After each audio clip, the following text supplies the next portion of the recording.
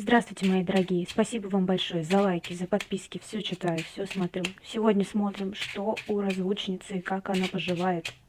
Что у нее происходит сейчас в отношениях с вашим мужчиной. Угу.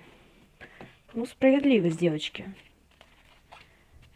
Справедливость, когда жизнь раздает всем то, чего они заслуживают. В иллюзиях она находится, мои хорошие. В иллюзиях, в конфликтах.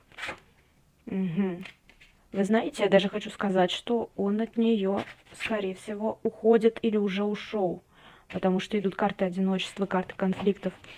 Девочки, смотрим, почему он ушел от нее. Смотрим, что у них не заладилось.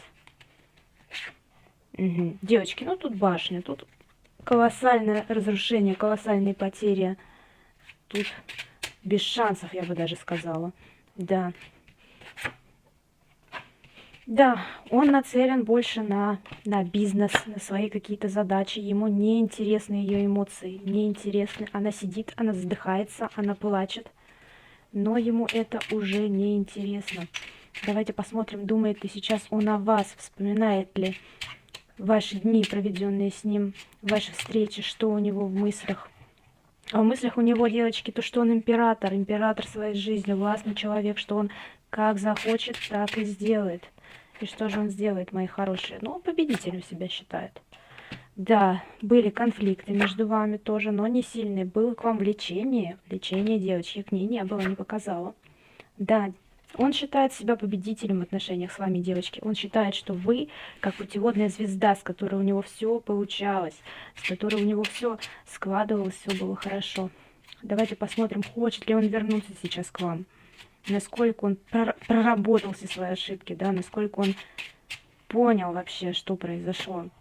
Угу. Ну, здесь жрица, девочки, вы жрица.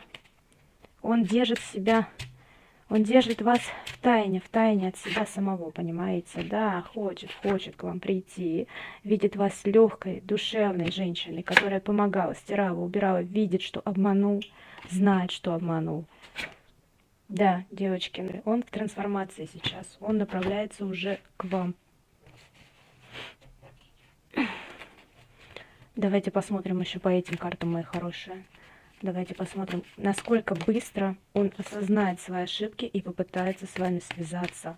Чтобы вы просто так не ждали, мои хорошие, чтобы вы знали, появится ли он в ближайшее время, какие перспективы у вас в отношениях.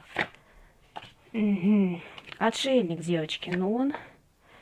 Башня. Угу. Ну, вы знаете, у вас были крепкие отношения. Но тут как добро и зло, как две женщины. Одна, которая добрая, светлая, теплая, другая, которая темная, которая не дает тепла, с которой тяжело, которая хитрая. Да, девочки, но тут в тумане он пока находится, он пока еще на решении, он принимает решения, мои хорошие.